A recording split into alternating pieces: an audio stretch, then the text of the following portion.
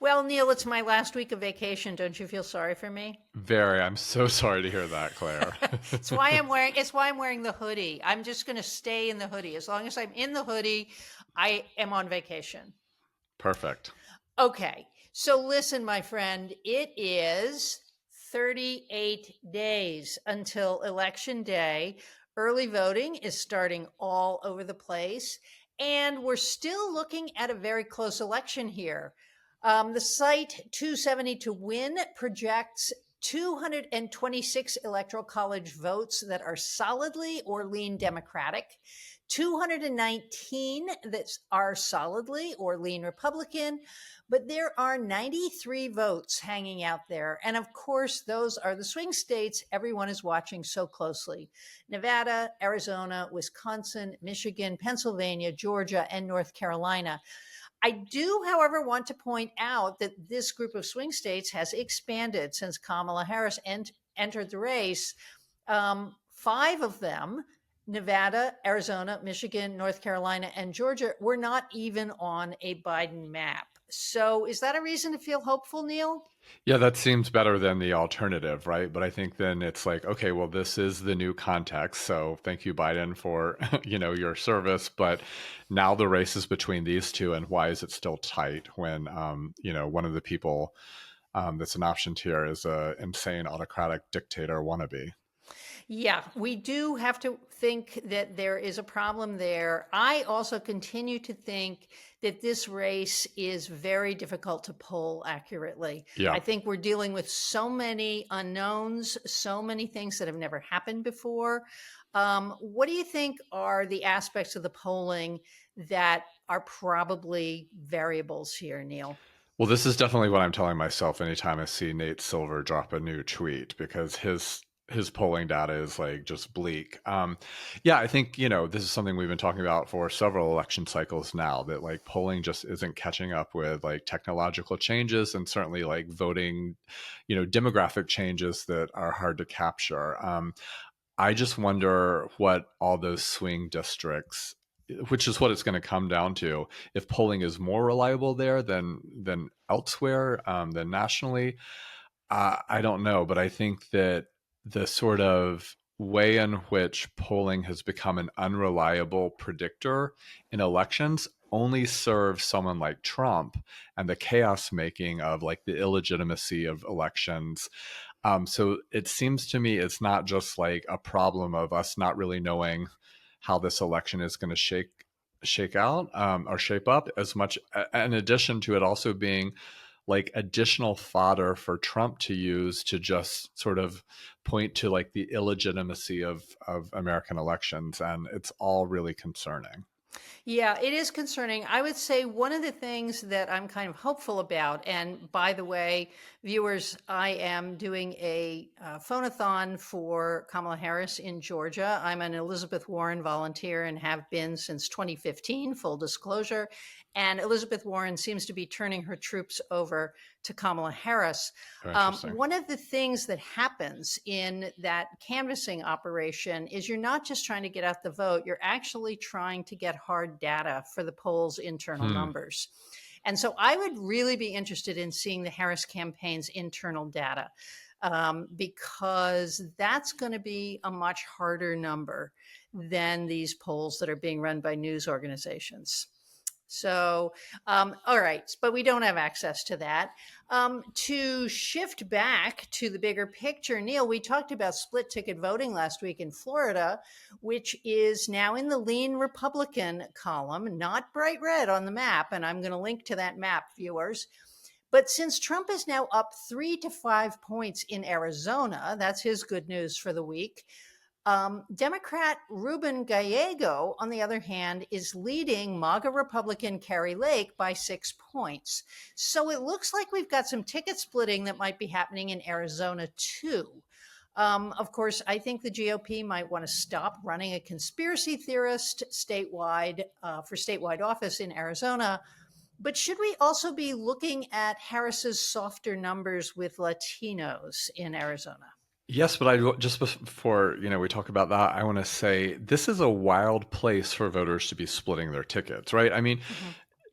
Yes, Carrie Lake is a full-on nutso, and I assume that's not helping her standing in Arizona. But also, Trump is a full-on nutso, and you would think that like the big deal nutso could pull the smaller deal nutso Mhm. across the finish line. And so maybe it's just that Arizonans are deciding they're only going to pick one of the two options in terms of like how crazy they'll go with this vote. But it doesn't really make sense that that's like a ticket where you're splitting if these are the two characters.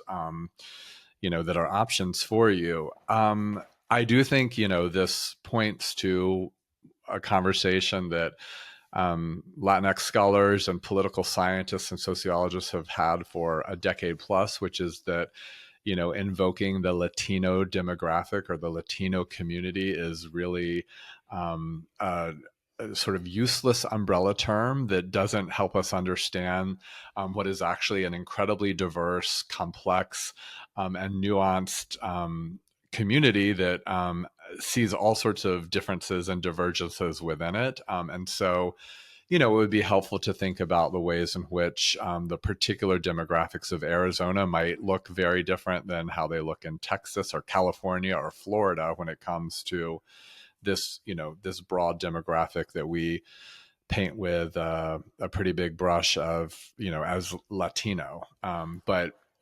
But I mean, Harris isn't doing well among that community, especially, I think, in key states, and it raises real question about why that is the case. Yeah, and one can't know. I do know that the Harris campaign strategy with Latinos is to not talk about identity at all, Yeah, which seems to be Kamala's preference, period. in And general. that's something we should probably talk about in a future show, is what it would mean to do politics beyond identity. But I think the other thing may be economic, that all of these voters who care about the economy, a lot of Latinos are business people, small Yeah. business people, Yep. large business people. And this sort of persistent thing that Trump is better on the economy, which I worry is kind of misogynist. Like there's this Mm. concern that a woman just couldn't be as good at understanding these things. I don't know. I have no evidence for that, Neil. What I do you think that think? there's probably some that makes sense to me. I think also just the way in which Trump, as businessman, is this idea that I think a lot of people have in their minds, obviously, understandably so. I mean, like that's his background, but that he would be a good businessman. I mean, I think it's much more about image making than an actual historical record.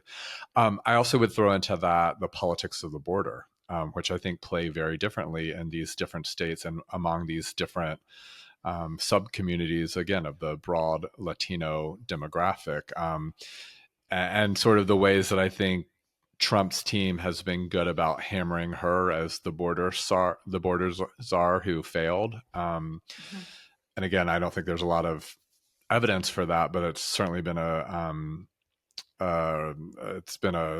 strong talking point, I think, on the Right. right the last couple of weeks. Yeah, I agree with that. Well, let's move on to another swing state, in part because it's a good transition to our focus on a bunch of sex scandals that have emerged in the last couple weeks in the Republican Party. That it's the gift that keeps on giving. That these guys cannot actually keep it together. North Carolina, where a CNN investigation revealed last week that Mark Robinson, the lieutenant governor and now Republican candidate for governor in that state, has, among other things, been on porn sites, one of which has the fabulous name of Nude Africa.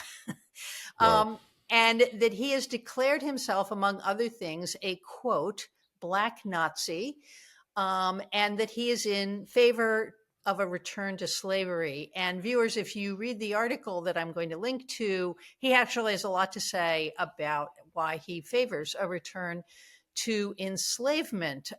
For those of you who are not aware of this, Mark Robinson is black. Um, what is also troubling about this story is that CNN said they wouldn't publish a lot of things, he said, because they're actually worse than these things. Wow. He talked about being a peeping Tom as a 14-year-old. He talked about having fantasies about having sex with transgender women publicly. He's very anti transgender. Um, Now, I want to just stick one thing in here, which is the way people talk on porn sites is not necessarily what they do. So things that he's actually said that he's done are not actually necessarily things he's done. We don't Mm. know that he's a peeping Tom. Nevertheless, going on all these porn sites, saying these things. He lost his entire campaign staff, and yet he says he's not dropping out of the race. Neil, discuss. Well, I mean, first of all, before this latest scandal broke, I mean, this guy, based on everything else that had happened in the campaign so far and just the politics he represents, should have never been within 100 miles of the governor's mansion in North Carolina. And yet here he is. This is just truly appalling stuff. And it seems like it wasn't that long ago when this sort of scandal would have ruined a political career. He's not dropping out because he's in a tight race and very well may win. And I think that speaks to lots of things. But it seems to me what it speaks to most plainly is a enormous transformation of the Republican Party, that once impeached a president for a consensual adult affair, and that is now running candidates like this, and he's not the only one, and that there's no violation here of character standards or just any of the sort of litmus tests that used to be applied to political candidates, let alone someone who would represent the right. Yeah, I want to put a pin in that, the whole character thing, and that you're alluding to, of course, the impeachment of President Clinton, President Bill Clinton, back in the 1990s. And I just want to put a pin in that because I want to circle back around to the question of whether there are historical turning points that have made these things possible. But one of the things that has struck me about the Mark Robinson story is that there are these sort of moments in a story like this when the Republican Party sort of gasps wildly, and then somehow they manage to just move on. And that seems to be what's happening with Mark Robinson, that the Republican Party does not seem to be pushing him out of the race. Yeah, I mean, it seems like a lot of this is pushing back on the media, that this is like the media going after Republican candidates, that this is, it gets to sort of instead, they get to redirect the conversation to sort of the grievance politics that fuels the right in general, which are not about policies, but are about these sort of perceptions of being persecuted by liberal institutions, most importantly or most centrally the media. But that seems to be such an easy narrative for the right to like put in motion the second one of these scandals breaks. And then it becomes about, circling the wagons, protecting the candidate, and putting it in this sort of discourse of this is how far the media will go to attack a good conservative man Right. like Robinson, or like anyone else that might be in this place. Yeah, yeah. No, I think that's right. And, I'm thinking also about something else, which is the Laura Loomer question. Mm, That there were a couple of weeks when Laura Loomer was traveling on Trump's plane. Viewers, if you don't know Laura Loomer, she's a conspiracy theorist. She's actually, I think, crazy. Um, and she also sent out a bunch of tweets, and I'm beginning to see tweets attacking Lindsey Graham for being gay, and they are coming from inside the house. yeah. Now, viewers, we have exactly the right person to talk to about this because Neil has written about gay conservatives, but Lindsey Graham is one that I think we are all pretty sure the man is gay. I'll link to a story in The Advocate years ago that was written by a male prostitute. But it seems reasonable.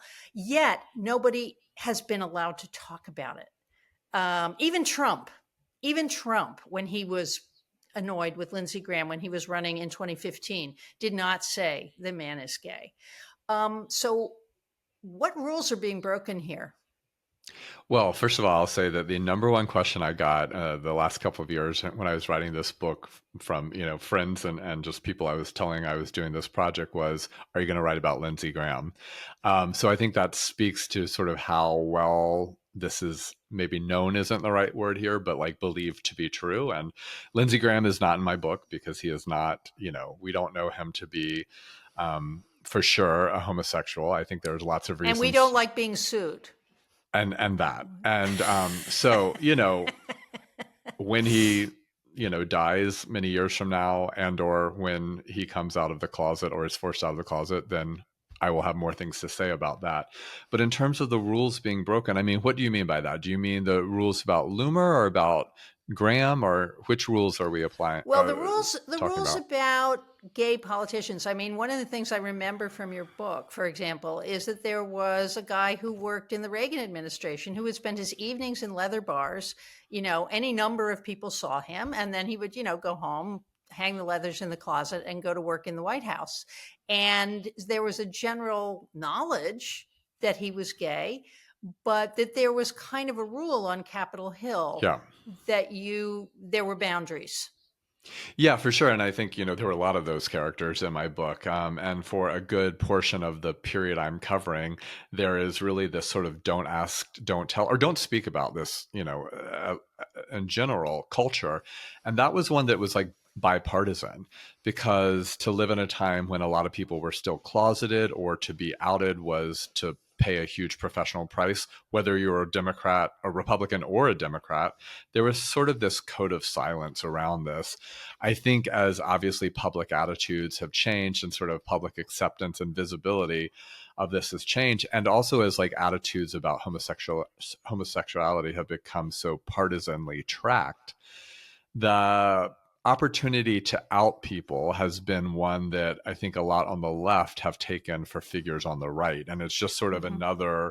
it's just in the arsenal of like, of sort of the ugly politics that I think often plays out. But, Graham is an interesting character here because I think I don't understand why this secret remains sort of so well kept, and why he has been so protected. I mean, is it because he's a senior senator from South Carolina, has a lot of power? Is it, from what I've heard, that he has a very vicious legal team around him that has really worked overtime to, you know, kill these stories before they really develop from in legitimate places. I don't know. I mean, that also doesn't give us an answer why Trump, who Right. says anything, hasn't said something about this in a Right. moment of passion. Or maybe that's not the right way to put this. Well, but the other thing one might say about Lindsey Graham is, to the best of our knowledge, he has never gotten involved with anything risky.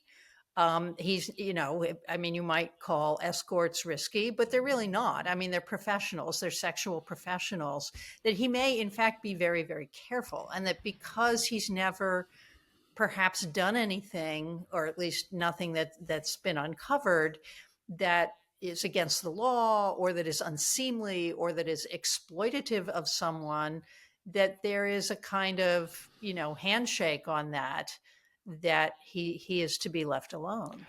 I think that's big. I Yeah. really think that's right, because I mean, it does seem like back in the day, not too long ago, something involving escorts would be, the prime stuff for prime fodder for a huge scandal. In fact, there's Right. some people that I write about who were caught up in that very situation. But um, it would probably be more scandalous, and people would probably be more willing to sort of push this story if he had a partner for 20 years, Right. or if there was some sort of affair with a A man of some page. of a well, that too, yeah. Right. I mean, that But was the 70s, and right, yeah, and also the 90s. But if it's escorts, which is right. what is often reported or rumored around this particular example, I imagine there's a lot of people who are powerful on Capitol Hill, who don't really want to scan a story Right. involving escorts to really break, because there's probably a lot of people who could be implicated in similar stories. And I'll bet there are a lot of high end escorts whose professional lives depend on not being indiscreet. Right. Discretion is key. All right, so we got to move on. Much as I would love to stick with this, but that Laura Loomer did that it seems to have opened a little door on social media. I'm beginning to see AI stuff with Lindsey Graham in dresses, Oh, dancing goodness. to "I Feel Pretty," and so yeah, and it's actually kind of making me feel bad in a weird Mm, way. It sort of feel like he's like old Republican Uncle Lindsey, right. and people should like leave him alone. Maybe I'm just being overly sentimental. All right, let's get to the star of the day from your home state of Florida, Neil, Matt Gaetz, who has been the object of an ethics probe since 2021. This too involves sex, but it also involves drugs and inappropriate gifts and so on and so forth. Now, some of the charges against Gaetz, which this has been going on since 2017, perhaps. No, I guess it was uncovered in 2021. Some of these things are quite serious felonies. For example, the use of drugs, trafficking underage women, having sex with underage women, otherwise known as statutory rape. Um, Obstructing investigations into these activities, accepting improper gifts. Now, this actually started in the House Ethics Committee. It was then handed off to the Department of Justice when it looked like there might be crimes involved. And in February 2023, the Department of Justice told Matt Gaetz that they had dropped their investigation, but the House investigation seems to have just sort of simmered under the surface. Now, I also want to say Matt Gaetz says this is all political attack. He's never done any of these things. This is all a lie. Why are people so mean to Matt Gaetz? But an affidavit in a civil case filed last week now places Gaetz at a quote, drug fueled sex party in 2017 of the kind that Madison Cawthorn, formerly a short lived congressman from North Carolina, talked about Hmm. when he was voted out, these drug fueled sex parties. And, he could really tell people a lot about them. So how do we think about Matt Gaetz? Part of what Gaetz says about himself is that this is all Kevin McCarthy's doing. Right. That his role in deposing McCarthy as Speaker of the House means that all of McCarthy's allies are now going after him. But give us some context about Florida. Who is Matt Gaetz in Florida? Yeah, well, he's from the Florida Panhandle, so the reddest of the red portion of Florida, often called Floribama, and he comes from a fairly politically powerful and wealthy family that has big name recognition in Pensacola and the Panhandle area that he represents. Um, and he's won his elections handily. Now, that speaks to just the total absence of Democrats in that region. But I also think it speaks to the fact that, like, there can't be a valid, strong Republican challenger to him in that region either. And, I think it sort of, in a lot of ways, just underscores what I was saying a little bit earlier about Robinson, in the ways that, like, these moments, which should be a politician's undoing, instead, in our new, political universe, especially on the right, get remade into, these attacks are on Mm-hmm. me because of what I stand for. Right. And in the case of Robinson, that's sort of like Republican versus the rest of the world. But I think in the case of Gaetz, it's like conservative versus the rest of the Republican Party. I mean, versus, McCarthy and the establishment Republicans. And I think in a deeply red district like Gaetz represents, going after, blaming, these sort of, this story on establishment figures within the GOP also works as a Mm-hmm. as a saving narrative for somebody. But this is really bad stuff that's come out. Again, it would be the career ending for most normal politicians, but Gaetz is not a normal politician, and the Republican Party really no longer looks like a normal political party. I mean, think of like Al Yeah. Franken losing his Senate seat Right. over what he lost it for, not weighing in whether or not he should have, but just noting the total imbalance here between how Right. two parties have dealt with anything that falls into this enormous category of like sexual scandal, and the sort of disparity there is striking. Right. And of course, what you're alluding to, Neil, is that Al Franken was charged by several women of touching them inappropriately, making an inappropriate joke on an airplane about a woman's breasts. And it was a very visual joke and so on. And, here we've got drug fueled sex parties. I think, there's shades of Jeffrey Epstein here too, Yes. which is that part of, I think, why this hasn't gone anywhere is the girls in question are seen, it's like, yes, people will grudgingly admit that they were underage and it's against the law, but they also kind of think they're kind of trashy. And Yeah. why did they make themselves available for this? And so there's some misogyny here, but also to get back to some more structural issues, Matt Gates's father, I Yeah. believe his name is Dan, is also very powerful in the state. Can you talk about him a little bit? Yeah, like I said, I mean, this family is incredibly powerful in this state. I can't remember exactly what his political roles have been in the past, but there's just high name recognition there, and they're seen as you know local political heroes, and he has a lot of pull, and I think that's probably helping behind the scenes as well. Um, but it's wild to me that someone with this egregious a record that just Yeah. keeps being added to um, seems to be in a pretty safe spot. Yeah. I Yeah. mean, maybe not once like federal investigator or federal, lawmakers become involved, but like politically, he's not paying a price for this. No, clearly he is not paying a price for it. Although it seems to me, I'm beginning to pick up vibes that other people in the House really don't like him. I mean, some of the people who turned him in for showing nude pictures on the floor of the House Yeah, were also Republicans. There was this moment at the Republican National Convention that somebody caught on camera where Gates was doing something, and one of the other members of the delegation turned to him and said, "Don't be an asshole, Gates." yeah.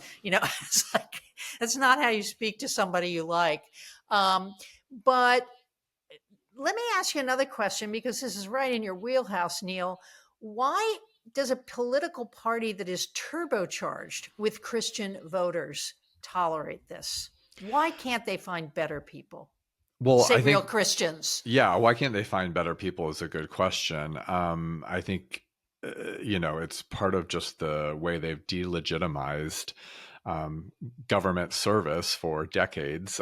If this is all um, illegitimate work, then it's not surprising that the people who come forward to do it are of this ilk. I think there's another question about like why do Christian voters put up with these sorts of folks when they used to express standards, and I think used to actually enact standards, Right. enforce standards that were much different not that long ago. And I think it really calls into question what it is that Christian voters are actually after. Yep. And I was long resistant to the white nationalist arguments that I think started taking shape, a decade plus ago. I'm no longer resistant to those sorts of arguments because it seems like what fuels Christian voters is racist power, and Right. that's what they're committed to. Right. And that the language of Christianity and of religion is about securing power, not about being a force of reform within the nation, which was the discourse of like not that long ago. Right. Um, and it just seems that's all to do with the rise of Trump. It's all to do with the ugly transformation of this party more broadly. Yeah, couldn't agree more, Neil. All right, you got a heart out in about 5 minutes. So we're going to spin quickly to what we want to go viral this week. And I'll just go briefly on this. It's a story that came out 2 days ago in the New York Times. called "These Maternity Homes Offer Sanctuary, but It Can Feel Oppressive." Which is, to put it mildly, yes, we are still in Florida, viewers. And this story was about homes for unwed mothers that are popping up in Florida in response to the post Dobbs atmosphere. I suspect not just in Florida, but elsewhere. But this is where the story was written. They are unregulated because there are no regulations for homes for unwed mothers. And they are often run by people who see it as their job to rehabilitate and reform these women who have gotten pregnant without being able to take care of their child. Some of them, it appears, are kind of okay, but others demand prayer. They demand regimentation. Women have to turn in their cell phones. They are surveilled. They're not allowed to leave the house without permission. They're very, very strict. And many of these women have come to these maternity homes not for the reasons they used to in the 1950s. In the 1950s, the parents would send their daughters to maternity homes to deliver a child, then the child would be taken away and adopted. Regina Kunzel, the Hmm. historian at Yale, has written about this, and I'll link to that for our viewers. But these are usually women who are poor and homeless, and they have nowhere else to go.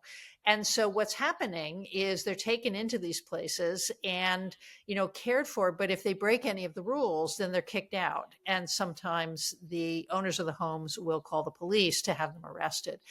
It's a really troubling story, and it's of course what we expected, that there would in fact be no comprehensive response in these states to a number of women who were pregnant and couldn't afford to have the child.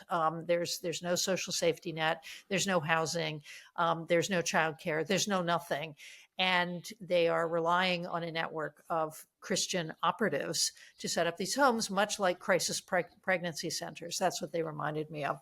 Hmm. Yeah. I got to read So that piece. That sounds fascinating. yeah, it's really interesting. So, Neil, what do you want to go viral this week? I'm sort of staying within a similar vein to a lot of the things we talked about today. It's also a New York Times piece called "In a First Among Christians, Young Men Are More Religious Than Young Women" by the always terrific Ruth Graham, who covers religion for the New York Times. This is a historic precedent that for the first time in modern American history, young men are now more religious than their female peers. They attend services more often and they're more likely to identify as religious. And that this is not true for any other age demographic of Americans, but certainly that this is significant that for Gen Z, you have this growing religiosity among American men, even as those rates of religious adherence, religious affiliation are declining for women. And there's some great reporting in this piece. It really focuses on some evangelical churches in the Waco, Texas area, but it broadens out to some, interesting national data here.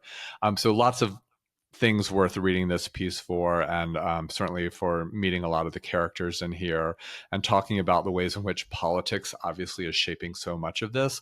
A lot of the young men who were interviewed, and also the sort of older pastors who were sort of analyzing this development, noted that politics right now have made these white men feel like no place is really home to them except Mm, for conservative Christianity. Like that's a place where they can go mm, and actually their maleness, and I think sort of maybe not as explicitly their whiteness, is regarded as a positive good, and certainly not complicated.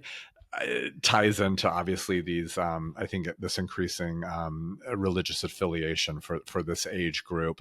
The one thing that I also thought was interesting is several pastors lamented what it meant that women were becoming less religious, pointing out that like the volunteer work of churches, the unpaid service of churches has historically been led almost entirely by women. And so there's sort of this grappling by a lot of these pastors quoted in the piece with like, how are we going to keep the trains running if we don't have as much if we don't have as many women around to like do all this unpaid labor that historically has kept churches and religious missions alive. So that was sort of interesting too to see that in this piece. But just a really fascinating piece from Ruth Graham with also terrific pictures that are worth checking out. Yeah. Check out the article.